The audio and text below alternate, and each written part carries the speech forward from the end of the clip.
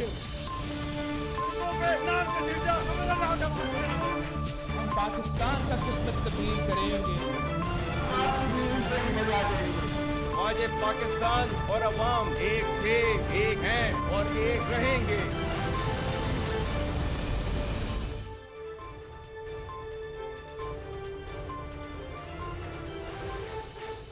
जी अस्सलाम वालेकुम। प्रोग्राम में आज चंद अहम मुद्दात के हवाले से बात करेंगे। सबसे पहले तो ये मुद्दा रखेंगे, इस सवाल का जवाब ढूंढने की कोशिश करेंगे कि बानी पीटीआई इमरान खान ने army chief general Syed Asim Munir को एक तीसरा ख़त भी लिख के दे दिया है। ऐसा बताया है पाकिस्तान तहरीक इंसाफ की लीगल टीम ने, इमरान खान की लीगल टीम ने। तो क्या ज़रूरत है इमरान खान को, बानी पीटीआई को, कि वो आर्मी चीफ को ख़त पे ख़त लिखते चले जाएं, बावजूद इसके कि पहले दो खतूत का ना तो कोई जवाब आया, और जवाब तो तब आता जब उन खतूत को रिसीव किया जाता। एस्टैब्लिशमेंट की तरफ से ज़राए के हवाले से गुज़श्ता दो खतूत के मामले में भी यही मौक़िफ़ सामने आया था कि ना तो ख़त मौसूल हुआ है और ना ही ख़त मौसूल करने में कोई दिलचस्पी है। दिलचस्पी एस्टैब्लिशमेंट की अगर है तो वो मुल्क की तरक्की में है, नेशनल सिक्योरिटी में है, मुल्क की फलाह बहबूद में है, अवाम के दिफा में है, मुल्क और रियासत के दिफा में है और अवाम के फलाह बहबूद के लिए है। यही वजह है कि army chief general Syed Asim Munir मुसलसल एंगेज करते रहते हैं मुल्क के मुख्तलिफ तबकों के साथ, कभी ताजरों के साथ एंगेज करते हैं ताकि मुल्क की मईशत और नेशनल सिक्योरिटी का जो एक चोली दामन का साथ है उसको इंश्योर किया जा सके। और इसी सिलसिले की एक कड़ी जो ये मुख्तलिफ तबकात के साथ, सोशल तबकात के साथ जो army chief general Syed Asim Munir का इंट्रैक्शन रहता है, तो आज उनका इंट्रैक्शन हुआ है मुल्क भर से आए हुए नौजवानों के साथ और यूथ के साथ। ये हुआ है इंट्रैक्शन, बड़ा ज़बरदस्त ये इंट्रैक्शन रहा है, जहाँ पे नौजवानों ने खुल के आर्मी चीफ के साथ ना सिर्फ मुलाकात की बल्कि इस मुलाकात में सवालात भी किए, उनके सवालात के तसल्ली बख्श जवाबात भी दिए। आर्मी चीफ ने ख़ास तौर पे पाकिस्तानियत के जज्बे को कायम रखने, बरकरार रखने और इसको मज़ीद उजागर करने की तलक़ीन की। इसके अलावा भी दीगर मामलात आर्मी चीफ ने नौजवानों के साथ गुफ्तगू की कि उन्हें किस तरह से मुल्क की तरक्की में एक मुस्बत किरदार अदा करना चाहिए, और जो सिक्योरिटी के इशूज़ हैं उस पर आर्मी चीफ ने बसाते ख़ुद नौजवानों को ब्रीफ़ किया। तो नौजवानों के लिए एक बहुत बड़ा मौका था, एक अनप्रेसिडेंटेड मौका था उनकी ज़िंदगी में, once in a life time का तरह का मौका कि वो आर्मी चीफ से बराह रास्त मुलाकात करें और तमाम इशूज़ पे उनकी गुफ्तगू सुनें, उनसे सवाल जवाब करें। तो ये एस्टैब्लिशमेंट का इंटरेस्ट है पाकिस्तान की तरफ। इमरान खान की तरफ कोई एस्टैब्लिशमेंट का इंटरेस्ट फ़िलहाल नज़र नहीं आता। सो इमरान खान का इंटरेस्ट क्यों है कि वो बार बार एस्टैब्लिशमेंट को इस तरह से रीच करने की कोशिश कर रहे हैं? क्या इसका कोई रिज़ल्ट निकलेगा? और कम से कम हमने कल भी बात की थी कि एक चीफ तक तो एक ख़त पहुंच गया, चीफ जस्टिस तक, उन्होंने कल इसकी तस्दीक भी कर दी।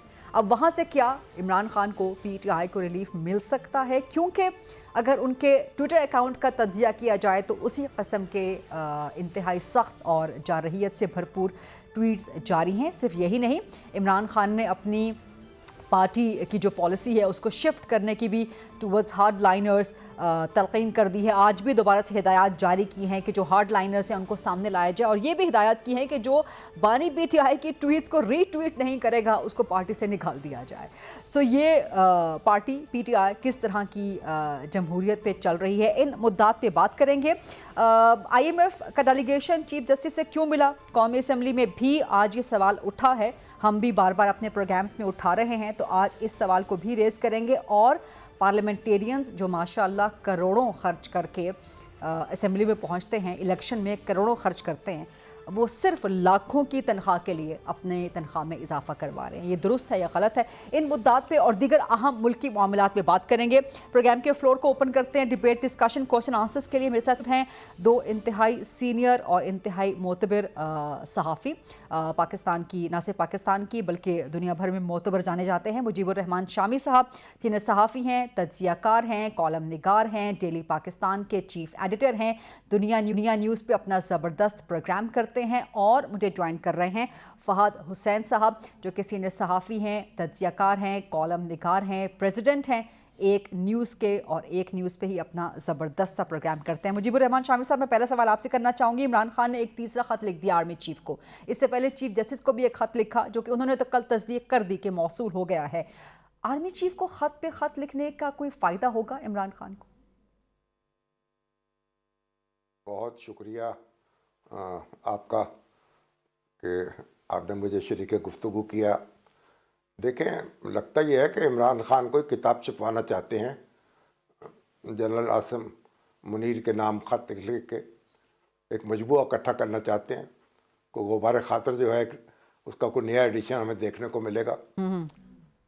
بہرحال یہ جو خطوط ہیں، اب ان کا یہ فائدہ تو ان کو ہو رہا ہے نا کہ ان کا جو نقطہ نظر ہے وہ ایک منضبط صورت میں سامنے آ رہا ہے، اور اس کا ایک ہر جگہ ان کی آواز پہنچ رہی ہے، اس کو ڈسکس کیا جا رہا ہے، اور وہ خط پہ خط لکھتے چلے جا رہے ہیں، اور وہاں سے کوئی جواب نہیں آ رہا. گویا ان کا جو نقطہ نظر ہے وہ اس کو پھیلاتے چلے جا رہے ہیں. تو جہاں تک چیف جسٹس کا تعلق ہے تو انہوں نے تو کہہ دیا کہ وہ انہوں نے کانسٹیٹیوشنل بینچ کو ریفر کر دیا ہے، وہ اس کا مناسب نوٹس لے لیں گے، یا کوئی ان پر سماعت کرنا چاہیں گے تو کر لیں گے. لیکن آرمی چیف کی طرف سے کوئی جواب ان کو نہیں آیا. مناسب تو یہ ہوتا کہ یہ خطوط جو ہیں وزارت قانون کو یا وزارت داخلہ کو ریفر کر دیے جاتے تاکہ وہ بھی اس کا جواب دے پاتے. اس وقت تو یک طرفہ ایک مہم ہے، اور میرا خیال اس کا عمران خان کو فائدہ ہو رہا ہے. جہاں یعنی نقصان تو ہو رہا ہے، کوئی اداراتی سطح پر تو نقصان ہو سکتا ہے، لیکن پبلک سطح پر تو بھی تو فائدہ ہو رہا ہے کہ ان کا ایک نقطہ نظر جو ہے وہ بڑی شدت سے سامنے آ رہا ہے، اور جو الزامات ہیں ان کے وہ ہر روز دہرائے جاتے ہیں، اور وہ ان کو پھر ڈسکشن ہوتی ہے میڈیا میں. ہم لوگ بیٹھ کر ان کا جائزہ لیتے ہیں. تو اس لحاظ سے تو یہ پروپیگنڈے کی دنیا ہے، اور وہ پروپیگنڈا ہو رہا ہے. لیکن شامی صاحب، ان خطوط کے لکھنے کا اس سے زیادہ کہ نیریٹو بلڈنگ ہو رہی ہے، اس سے زیادہ کوئی فائدہ ہو رہا ہے عمران خان کو یا پی ٹی آئی کو؟ اور پھر چیف جسٹس کو جو خط لکھا گیا اس سے کیا فائدہ، کوئی الٹیمیٹ ریلیف آپ کو ملتا ہوا نظر آتا ہے؟ دیکھیے، جو چیف جسٹس کو خط لکھا ہے وہ تو باقاعدہ تحریری صورت میں گیا ہے، وہ اوپن لیٹر نہیں ہے، اور وہاں آفس میں جمع کرایا گیا ہے، اور انہوں نے اس کی رسید بھی دے دی ہے. اب جو ان کی شکایات ہیں وہ اس کا جائزہ بینچ لے گا. اگر اس کی کوئی سماعت کی ضرورت محسوس کرے گا تو سماعت کر لی جائے گی، وگرنہ ان کو کہہ دیا جائے گا کہ آپ زیریں عدالت میں یا کوئی متعلقہ فورم میں چلے جائیں. کیونکہ بہت ساری باتیں جمع ہو گئی ہیں اور گڈمٹ بھی ہو گئی ہیں. کئی جگہ ہائی کورٹ کا دائرہ اختیار ہے، کئی جگہ لوور کورٹ جو ہے اس میں معاملات زیر سماعت ہیں. تو سپریم کورٹ اب ان کا کس طریقے سے نوٹس لیتی ہے یا نہیں لیتی ہے یہ تو اسی پر منحصر ہوگا. لیکن جہاں تک آرمی چیف کے خطوط کا تعلق ہے تو وہ خطوط ان کو بھیج نہیں رہے، یہ تو اوپن لیٹرز ہیں، وہ میڈیا کی زینت بن رہے ہیں اور ان پہ ڈسکشن ہو رہی ہے. تو میرا خیال ہے کہ یہ اس میں بھی کئی باتیں ایسی ہیں جو جواب طلب ہیں، اور اگر آپ قانونی نقطہ نظر سے جائزہ لیں تو اس پہ تو اعتراض بھی ہو سکتا ہے، اس پہ کارروائی بھی ہو سکتی ہے. لیکن کارروائی کو کون کرے گا اور کیسے کرے گا، اور خان صاحب کو اس کارروائی سے کیا فرق پڑے گا؟ ان کو تو ایک کلگی اور لگ جائے گی، کیونکہ اب جس مقام پر وہ پہنچ چکے ہیں اور جو مقدمات کی بھرمار ان پر ہے، اس میں کوئی ایک آدھ اور مقدمہ قائم کرنا جو ہے اس سے کوئی ان کو نقصان نہیں پہنچے گا. لیکن جہاں تک تعلق ہے جو آئی ایم ایف کو خط لکھا ہے، جب آئی ایم ایف کا ڈیلیگیشن ہے تو اب آیا ہوا یہاں، تو اس کو بھی انہوں نے اپنے دل کی بھڑاس نکال دی ہے. اب انہوں نے اپنے جو اعتراضات ہیں اور جو الزامات ہیں وہ سارے دہرا دیے ہیں، تو حکومت کو ان کا جواب دینے کا موقع بھی مل گیا ہے. تو حکومت کو بھی چاہیے کہ جو اپنا ایک نقطہ نظر ہے وہ بھی ان کو پیش کر دے، یعنی اس کا جواب جو ہے وہ بھی آ جائے. کیونکہ ایک ایک نقطے کا جواب تو آپ دے سکتے ہیں نا، کوئی ایسی بات نہیں ہے کہ بھائی جو پی ٹی آئی کی شکایات ہیں وہ اپنی جگہ ہیں، لیکن جو پی ٹی آئی کے اقدامات ہیں وہ بھی تو موجود ہیں نا. سڑکوں پہ آ کر جو کچھ ہوا ہے اور جس طریقے سے تنصیبات کو نشانہ بنایا گیا ہے، اس میں کئی ایسے پہلو ہیں جس کے لیے پھر مشکل ہو جائے گی. دنیا بھر میں احتجاج کا حق تسلیم کیا جاتا ہے، لیکن احتجاج کا حق جو ہوتا ہے وہ ایک آئینی حق ہے، پرامن احتجاج کا حق ہے، اور اس کے لیے انتظامیہ سے اجازت لینی پڑتی ہے. آپ امریکہ میں، برطانیہ میں اگر احتجاج کریں تو آپ کو باقاعدہ وہاں انتظامیہ سے اجازت لینی پڑتی ہے کہ ہم اس وقت پر سیشن نکالیں گے اور اس کی ٹائمنگز یہ ہوں گی، اس کا راستہ یہ ہوگا، اور اس کا میں اگر کوئی احتجاج کرے تو اس کا مقام یہ ہوگا اگر آپ کوئی 10 ڈاؤننگ اسٹریٹ کے سامنے یا وائٹ ہاؤس کے سامنے آ کے احتجاج کرنا چاہیں تو اس کے لیے آپ کو باقاعدہ ایک پروانہ لینا پڑتا ہے. یہ نہیں ہے کہ جس وقت چاہیں جہاں چاہیں آپ احتجاج شروع کر دیں اور جو چاہیں آپ اپنی اس میں حرکات و سکنات کریں. تو یہ جو اس طرح کا احتجاج کا حق ہے وہ کہیں بھی دنیا میں حاصل نہیں ہے. تو ایک تو بہرحال اب یہ چیزیں کیونکہ پی ٹی آئی کو ہم یہ تو نہیں کر سکتے کہ بھئی آپ یہ معاملے اپنے پاکستان کے اندر رکھیں. انہوں نے مناسب سمجھا ہے کہ اپنا ایک پورا خط جو ہے لکھ دیں تو اب اس کا جواب دینے کا موقع حکومت کے پاس بھی موجود ہے, یا لیڈر آف دی اپوزیشن جو ہے اس کا جواب لیڈر آف دی ہاؤس بھی دے سکتے ہیں, ان کے بیاف پہ وزیر داخلہ بھی دے سکتے ہیں اور اپنی صورتحال کو واضح کر سکتے ہیں.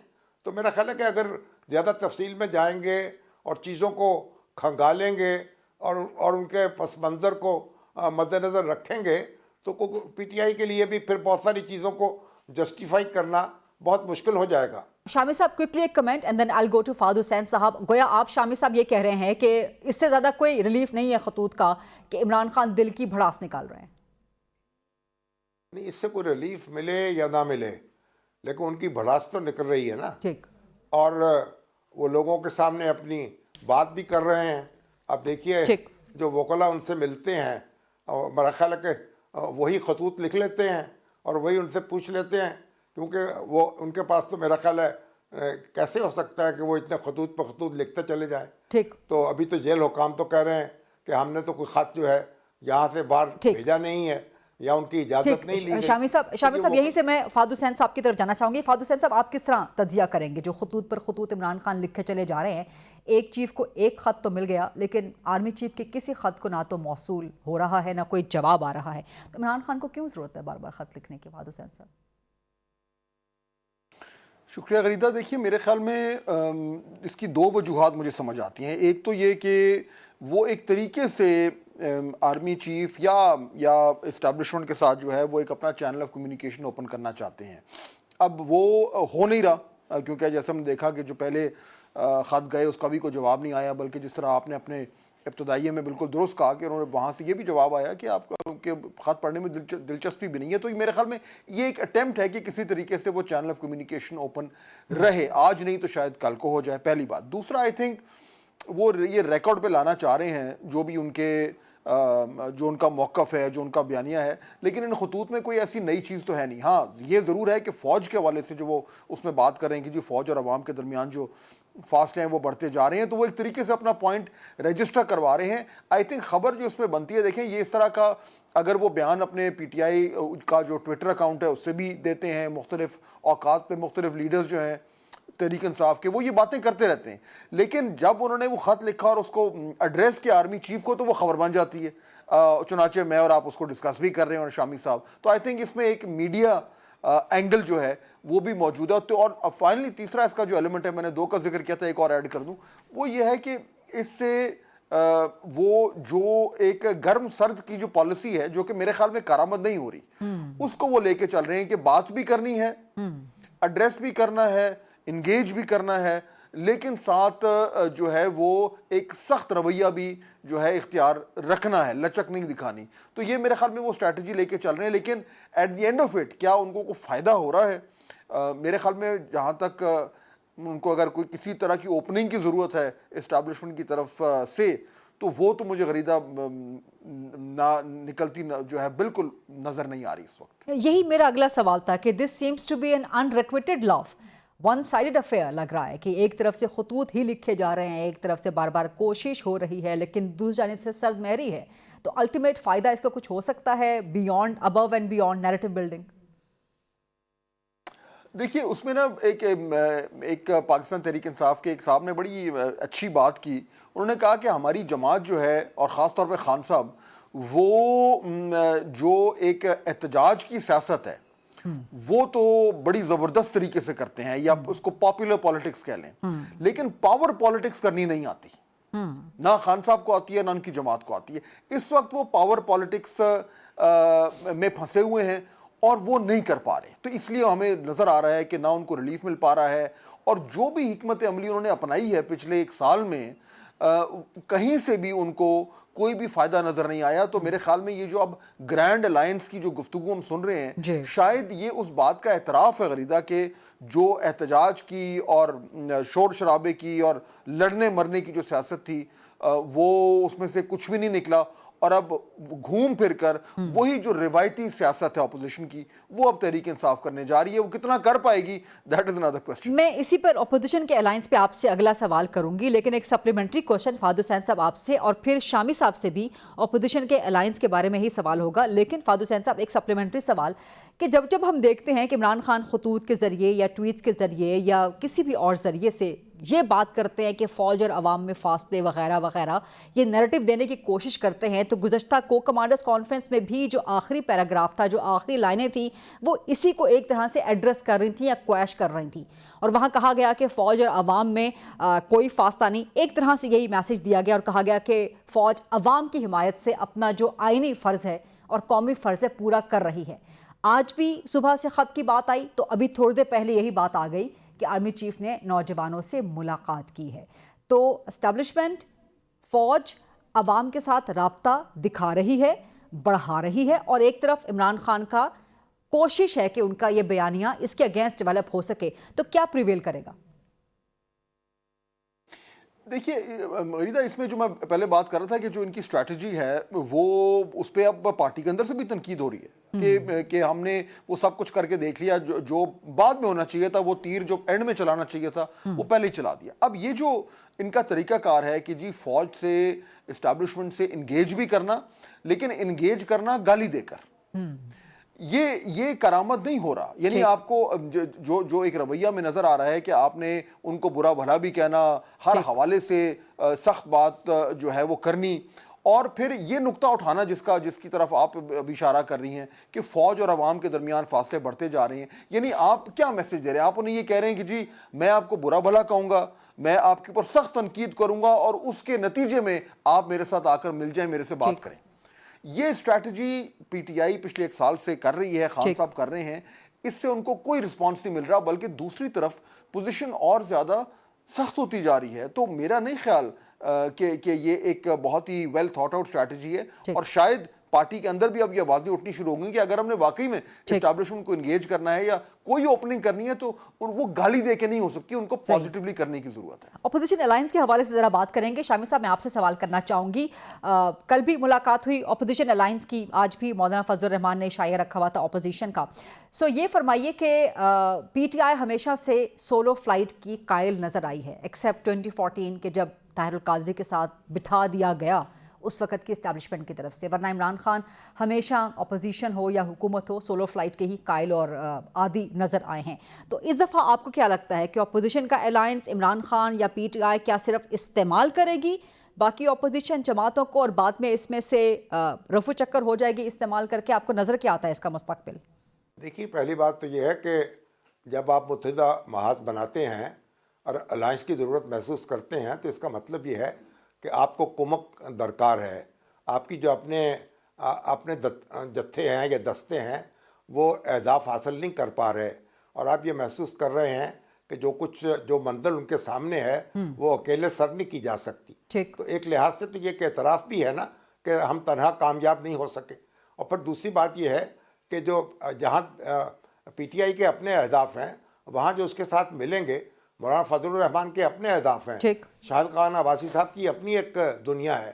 تو وہ بھی ظاہر جب مشترکہ مقاصد سامنے ہوں گے تو پھر ہر ایک اپنے اپنے مطلب پر نظر رکھے گا, اور پی ٹی آئی پھر اس میں چھوڑے گی اس اتحاد کو تو تب مشکل ہوگی, اور باقی رکھے گی تو تب مشکل ہوگی. اور ابھی تک تو پاکستان میں اسٹیبلشمنٹ کے خلاف کوئی محاذ جو ہے کامیاب نہیں ہو پایا. یہ تو عجیب متحدہ محاذ ہے نا کہ جس میں اسٹیبلشمنٹ کو بھی ہدف بنایا جا رہا ہے. تو آپ دیکھنا ہوگا کہ اسٹیبلشمنٹ کو ہدف بنا کے کوئی کیسے بڑھتا ہے اور کیسے کامیابی حاصل کرتا ہے. اور ہو سکتا ہے کہ مولانا فضل الرحمان جو ہیں اور ان کے دوسرے ساتھی جو ہیں وہ اس پہ آمادہ نہ کر پائیں اپنے آپ کو, اور وہ سمجھیں کہ جو سیاسی حریف ہیں ان تک معاملہ محدود رہنا چاہیے.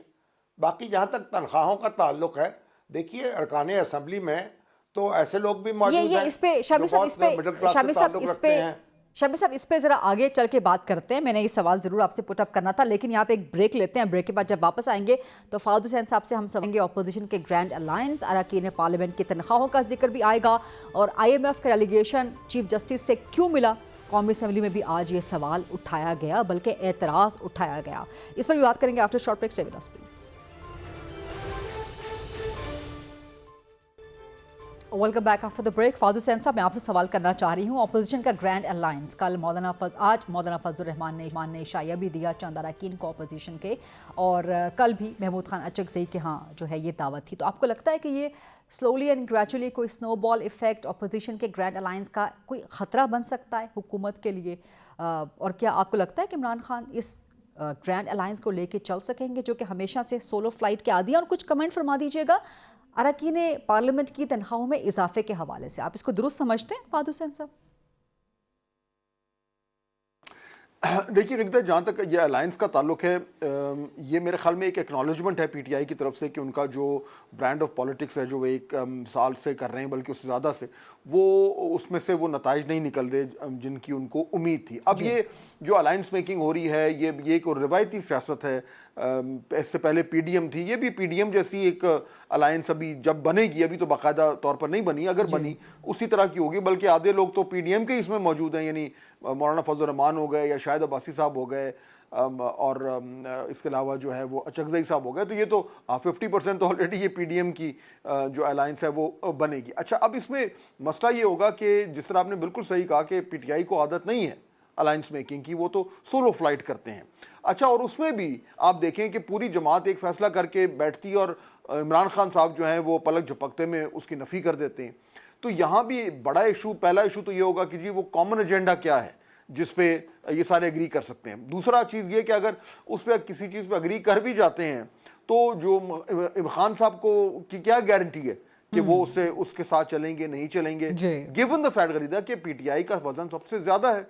और आखिरी बात मेरे ख्याल में ये है कि अगर ये सब कुछ जिसकी हम बात करें, ये कल या परसों तो नहीं हो जाएगा, इसमें तो वक्त लगना है, और अलायंस में तो बहुत टाइम लगता है। तो फौरी तौर पर जो आपका सवाल था कि क्या इससे गवर्नमेंट को खतरा है, मेरे ख्याल में नहीं है। और पाकिस्तान तहरीक इंसाफ को अच्छी तरह इस बात का इल्म है कि अगर वो गवर्नमेंट को पर प्रेशर डालना चाह रहे हैं तो वो फौरी तौर पर इस अलायंस के जरिए नहीं हो सकता।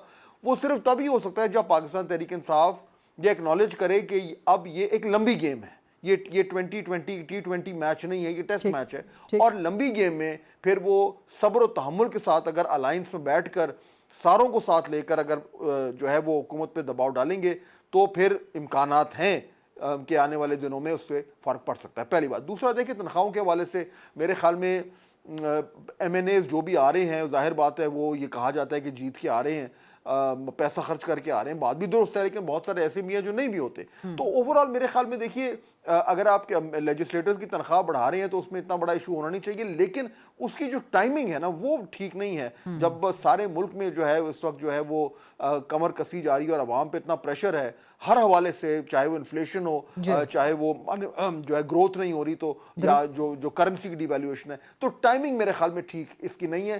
Symbolically it's a bad move. दुरुस्त बात। मुजीबुर रहमान शामी साहब, आपसे भी मैं यही सवाल करना चाहूँगी। आप जवाब देना चाहते हैं कि अरकान पार्लियामेंट की तनख्वाहें, ये वो पार्लियामेंटेरियंस हैं मिसाल के तौर पे कि आप समझते हैं कि बिलावल भुट्टो जरदारी या शहबाज शरीफ या नवाज शरीफ जो खैर इजलासों में ही शिरकत नहीं करते, पीपल्स पार्टी के माशाल्लाह इंडस्ट्रियलिस्ट, लैंडलॉर्ड्स बैठे हुए कौमी असम्बली में, दीगर पार्टियों के माशाल्लाह सेनेट में भी बड़े वेल टू डू किस्म के लोग, तो इनको ज़रूरत है चंद एक लाख की जो करोड़ों का खर्च करके असम्बली में आते हैं, पार्लियामेंट में आते हैं। अब आपका इस पे व्यू क्या है शामी साहब?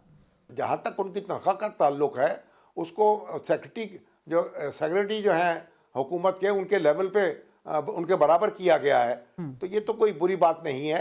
इतनी तनख्वाह तो होनी चाहिए किसी MNA की। अच्छा, यानी सफ़ेद पोश है जो मिडिल क्लास, उसके लिए आप कोई आसूदगी तो फराहम होनी चाहिए ना। और जो दिन रात का काम है, दो घर चलाने पड़ते हैं। एक MNA जो है अपने हल्के में उसका घर होता है, अपना आबाई घर है, दूसरा इस्लामाबाद में बैठकर उसको यहाँ भी रहना पड़ता है, और मेहमान नवाजी भी करनी पड़ती है, अखराजात भी होते हैं। तो हमें भी मतलब कोई देखना चाहिए ना, कोई जो रियलिटी है उसका भी तो इदराक करना चाहिए। तो मैं नहीं समझता कि जो तनख्वाहों में इजाफा है وہ کوئی نازیبہ بات ہے ٹھیک۔ یا کوئی بہت بڑا کوئی بوجھ ٹھیک۔ پڑ گیا قومی خزانے پر، وفاقی سیکرٹری کے لیول پر ان کو مراعات ملے گی یا تنخواہ ملے گی، تو اس میں تو کوئی اعتراض نہیں ہو سکتا اور نہ کوئی اعتراض کیا جانا چاہیے۔ اب کوئی شخص جو پاکستان میں رہتا ہے وہ تو اس بات سے اتفاق نہیں کرے گا کہ کرپشن بڑھ گئی ہے یہاں۔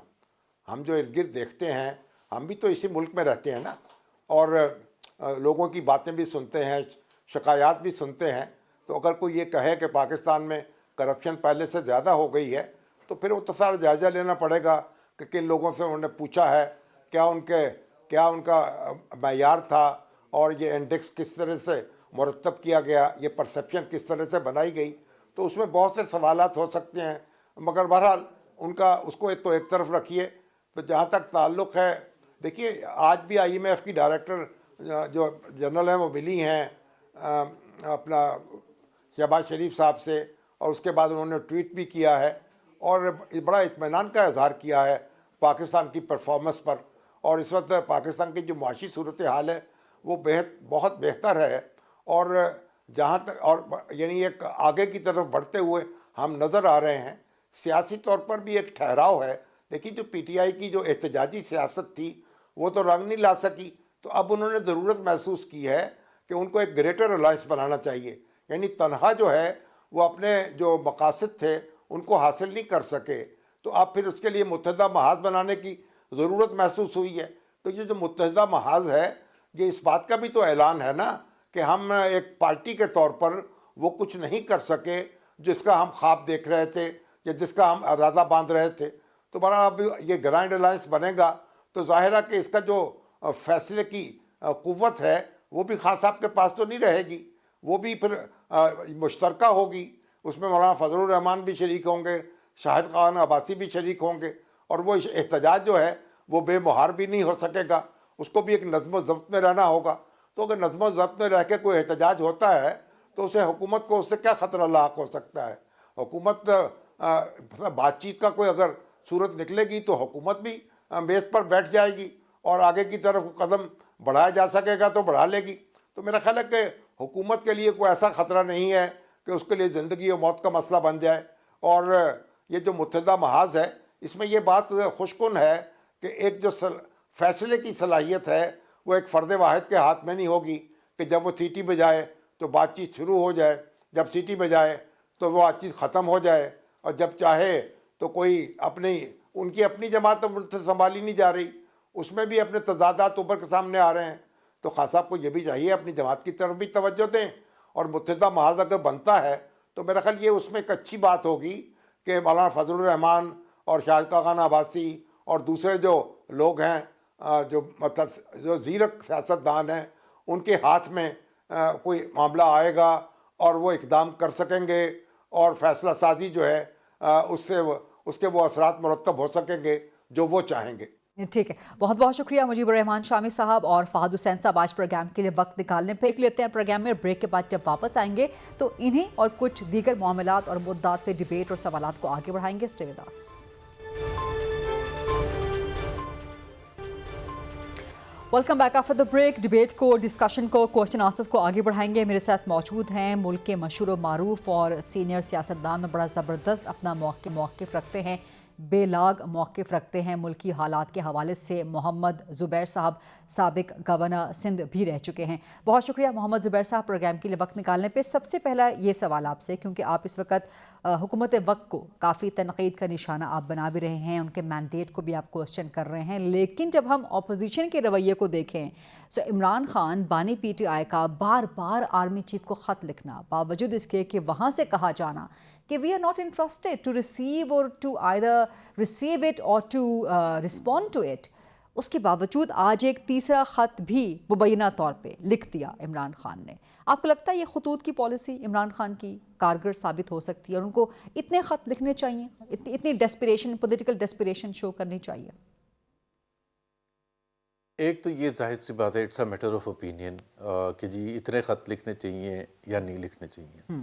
لیکن غریدہ آپ نے جو میرا انٹرو بھی کرایا کہ میں کھل کے بات کرتا ہوں بے لاگ، ایک چیز تو حقیقت ہے جو کوئی بھی پاکستان میں ڈینائی نہیں کر سکتا۔ مسئلہ یہ ہوتا ہے کہ ہم ٹی وی پر بیٹھ کے اتنے اوپنلی ڈیبیٹ نہیں کرتے ہیں. ایک فوج کا یا اسٹیبلشمنٹ کا پاکستان میں ایک رول رہا ہے اور ہے. تو اس کو اگر آپ ڈینائی کر کے چلیں گے کہ جی وہ تو کوئی ہے ہی نہیں, تو پھر ہم, میرا خیال ہے, بالکل ایسی ایک بات کر رہے ہیں جو کسی اور کو تو سمجھ نہیں آئے گی. مطلب ہم آپس میں کر سکتے ہیں بیشک. So the reality is establishment has a role, اور اسٹیبلشمنٹ کا ہمیشہ سے رہا ہے اور آج بھی رول ہے. اب سب بات کرتے ہیں, میرا خیال ہے حکومت والے بھی بہت سے ایسی بات کنسیڈ کرتے ہیں کہ جی اسٹیبلشمنٹ سے نہیں, ہمارے سے بات کریں یا ہمارے سے اتنا مانگیں جو ہم دے سکیں. تو پوائنٹ یہ ہے کہ عمران خان کے پاس دو چوائسز ہیں. ایک, وہ مشکل وقت سے گزر رہے ہیں, ان کی پارٹی مشکل وقت سے گزر رہی ہے, کہ حکومت وقت کے ساتھ بات چیت کریں, اور میرا یہ ماننا ہے کہ حکومت کے وقت کے پاس دینے کے لیے کچھ ہے بھی نہیں, اور اگر ہو بھی تو وہ ان کے سٹیکس بالکل ڈیفرنٹ ہیں, عمران خان کے ڈیفرنٹ ہیں. عمران خان کہہ رہے ہیں آپ کا مینڈیٹ نہیں صحیح ہے, تو حکومت کیسے یہ ایکسیپٹ کرے گی کہ مینڈیٹ صحیح ہے غلط ہے. سو اب جس طرح نواز شریف کے وقت میں خود پرسنلی, جب مجھے نواز شریف نے کہا تھا جنرل باجوہ سے ملنے کے لیے, تو اسی لیے کہا تھا کہ ریکگنائز کیا تھا نا کہ بھائی دا ریالٹی از کہ he is very powerful, he is very powerful, نا, دا موسٹ پاورفل رہا, اور عمران خان سے بھی زیادہ پاورفل ہیں. تو ان سے بات چیت کر کے نتیجہ کچھ نکالنا چاہیے. ایوب خان جب حکومت میں تھے, یحییٰ خان تھے, مشرف تھے, جنرل باجوہ جب چیف تھے, and so on and so forth, یا جنرل راحیل شریف, تو ایک رول رہا ہے. اب یہ تو میٹر آف اوپینین ہے کہ ان سے اپروچ کرنا چاہیے نہیں کرنا چاہیے. میں سمجھتا ہوں کہ یہ صحیح اپروچ ہے اور اس میں کوئی خرابی نہیں ہے. اچھا ٹھیک ہے, جب آپ یہ کہہ رہے ہیں کہ یہ صحیح اپروچ ہے آپ کے نزدیک, تو اس سے پہلے ہم دیکھ رہے ہیں کہ پاکستان تحریک انصاف کی جتنی بھی پولیٹیکل اپروچز ہیں, چاہے سڑکوں پہ مزاحمت کی ہو, احتجاج کی ہو, وہ کامیاب نہیں ہو سکی, مذاکرات کامیاب نہیں ہو سکے. تو یہ اپروچ, یہ اسٹریٹجی, یہ پالیسی کامیاب ہو سکتی ہے خطوط لکھنے کی؟ اس کی تو کوئی گارنٹی نہیں. آئی ایگری کہ میرا نہیں خیال ہے کامیاب ہوگی, میرا نہیں خیال ہے کامیاب ہوگی. بٹ ایک پولیٹیکل پارٹی جو کہ اپنی سروائیول کی جنگ لڑ رہی ہوئے, اس کے لیے بالکل آپ نے کہا کہ جی جو انہوں نے اسٹریٹ پاور کا مظاہرہ کرنے کی کوشش کی, اس میں کامیابی نہیں ملی. ان کے ڈائلاگ ہوا حکومت کے ساتھ, کامیابی نہیں ہوئی. اور کورٹ کچہری میں گئے, اس میں کامیابی نہیں ہوئی. تو کہیں بھی نہیں کامیابی ہوئی, یہ بالکل حقیقت ہے. اور میں بہت سے اپنے پی ٹی آئی کے دوستوں کو یہ آج سے نہیں پہلے سے ہی کہتا ہوں کہ جی کامیابی کے چانسز کم ہیں, کیونکہ آپ اوور آل جب میکرو سینیریو دیکھتے ہیں تو وہ یہ ہے کہ اس وقت ایک ایسی جنگ کا سما ہے جس میں کوئی بھی سپیس پی ٹی آئی کے لیے یا ان کے لیڈر کے لیے نہیں نکل سکتی ہے. اب اس کا یہ مطلب نہیں ہے کہ پی ٹی آئی کو یا عمران خان کو خود کوشش نہیں کرنی چاہیے. کوشش کرنے میں تو کوئی حرج ہے ہی نہیں نا. جب آپ کو ویسے ہی کچھ نہیں مل رہا تو پھر آپ ایک اٹیمپٹ کر کے جی آرمی چیف کے ساتھ, بالکل جیسے نواز شریف نے فائنلی طے کیا تھا 2020 میں کہ جی ٹھیک ہے, باوجود اس کے کہ اس کے آپ کو پتا ہے کہ اس کے بعد نیم کالنگ بھی کی گئی اور سب کچھ کیا گیا, لیکن ایک وہ ایفرٹ تو کی گئی. اب اس ایفرٹ آپ کہہ رہے ہیں کہ عمران خان نواز شریف کے نقش قدم پہ چل رہے ہیں, کیونکہ مریم نواز نے بھی ایک موقع پہ یہی کہا تھا کہ مزاحمت ہوگی تو مفاہمت ہوگی. وہ اپروچ بھی ہمیں عمران خان میں نظر آتی ہے. Absolutely, power talks to power, یہ بھی مریم نواز نے کہا تھا کہ جی پاور اگر آپ شو نہیں کریں گے تو آپ کو دوسری سائڈ آپ کو کیوں لفٹ کرائے گی, کیوں کہے گی کہ آئیں جی اچھا ٹھیک ہے آئیں بات کریں. تو پاور تو شو کریں as a real political entity کہ جی ہمارے پیچھے عوام کھڑے ہوئے ہیں. کتنے عوام کھڑے ہوئے ہیں وہ تو ظاہر سی بات ہے, اوپینین کی بات ہے, بٹ لیکن آپ سمجھتے ہیں کہ عمران خان نواز شریف کے نقش قدم پہ چل رہے ہیں, لیکن آپ یہ بھی سمجھتے ہیں کہ نتیجہ نہیں نکل سکتا کیونکہ اس وقت جنرل باجوہ تھے, اب جنرل عاصم منیر ہیں. اس وقت عمران خان کی حکومت کی فالیز بہت زیادہ تھیں, تو اب کیا عمران خان کو ویٹ کرنا چاہیے کہ یہ حکومت کہیں پہ سٹمبل کرے, پھر ان کی پالیسی کامیاب ہو سکتی ہے؟ دیکھیں نا, سٹمبل تو اسی وقت ہوتی ہے کہ کوئی بھی اگر نارمل حالات بھی ہوں پاکستان میں, اگر اسٹیبلشمنٹ کا رول نہ بھی ہو, ہندوستان ہے, دوسرے جمہوری ممالک ہیں, اپوزیشن کا ایک کردار ہوتا ہے to keep a check on the government, to criticise the government policies. وہ ایک سیگمنٹ کو ریپرزینٹ کرتی ہوتی ہے کنٹری کے, اور چاہے مہنگائی ہے, اکنامک ایشوز ہیں, فورن پالیسی ہے, جو بھی ہے, تو وہ دباؤ تو ڈالتی ہے. کانگریس پارٹی انڈیا میں دباؤ ڈالتی ہے, کوشش کرتی ہے, فل کوشش کرتی ہے, تعریفیں تو نہیں کرتی. لیکن یہاں پر تو محمد زبیر صاحب, سوری ٹو انٹرجیکٹ, یہاں پہ تو اپوزیشن ہے ہی نہیں. اپوزیشن عوام کو ریلیف دلوانے کے بجائے parliamentarians, P T I included, اپنی تنخواہوں میں اضافہ کروا رہے ہیں. دس از ایبسولوٹلی, سو میں تو نہیں اس کو ڈیفینڈ کروں گا، بالکل میں تو کہوں گا کہ یہ بہت ہی افسوسناک بات ہے، اور تمام پولیٹیکل پارٹیز جو ہیں جس میں پی ٹی آئی بشمول پی ٹی آئی، ان کا کردار جو ہے عوام کی نظروں میں کہ جی آپ اتنا شور مچاتے ہیں، اور جب وقت آئے اپنی جیبوں کو بھرنے کا تو آپ نے اتنی گنا بڑھا لی تنخواہ. مطلب ایک عام پاکستانی، ایک عام جو پاکستانی مڈل کلاس ہے یا لوور مڈل کلاس ہے، اس کی تو تقریباً سال میں اگر 6%، 7%، 10% بڑھتے ہیں تو وہ بہت اچھا ہوتا ہے. یہاں تو کتنے لاکھ روپے سے اٹھا کے 5 لاکھ روپے تک کر رہے ہیں، اور پھر گٹار بھی نہیں لیں، اور پھر آپ ڈکار بھی نہ ماریں، اور پھر اور یہ وہ آپ پارلیمنٹیرینز ہیں ماشاءاللہ محمد زبیر صاحب کے جو کروڑوں خرچہ کر کے الیکشن جیت کے آتے ہیں، تو ان کو چند لاکھ چاہیے صرف، وہ بھی عوام کے پیسوں سے. آئی تھنک میں تو بالکل آپ کے ساتھ ہوں، یہ بالکل اس قسم کا ہونا نہیں چاہیے، کیونکہ آپ کہتے ہیں نا لیڈنگ فرام دا فرنٹ، یہ پالیسی میکرز ہیں، یہ ڈیسیجن میکرز ہیں. عوام کے لیے چاہے وہ حکومت ہو چاہے اپوزیشن ہو، دونوں دعوے کرتے ہیں کہ جی ہمیں عوام کا بڑا خیال ہے، لیکن اگر آپ عوام دیکھ رہی ہوتی ہے کہ جی ہمارے لیے تو 2 وقت کی روٹی مشکل ہے، 10.5 کروڑ عوام غربت کی لکیر سے نیچے ہیں اور ہر مہینے زیادہ جاتے جا رہے ہیں، اور دوسری طرف بڑی بڑی کاریں بھی آ رہی ہیں اور زبردست جہاز بھی ہیں، تنخواہیں بھی اتنے گنا بڑھا دی جائے، اور سو obviously it is ایک as an image it is not a good image, اور اس میں ظاہر ہے پی ٹی آئی بالکل شریک ہے اس میں. بالکل. آپ عوامی شخصیت ہیں اور عوامی معاملات پر ہی بات کرتے ہیں، تو ایک کوئک کمنٹ مجھے آپ سے لاسٹ چاہیے ہوگا. جو اس وقت ملک کی معاشی صورتحال ہے اور جو آئی ایم ایف کے ساتھ لون کا معاملہ ہے، اس صورتحال میں آپ کو لگتا ہے کہ آئی ایم ایف کی ملاقات ہونی چاہیے تھی چیف جسٹس سے؟ آپٹکس کیا گئے؟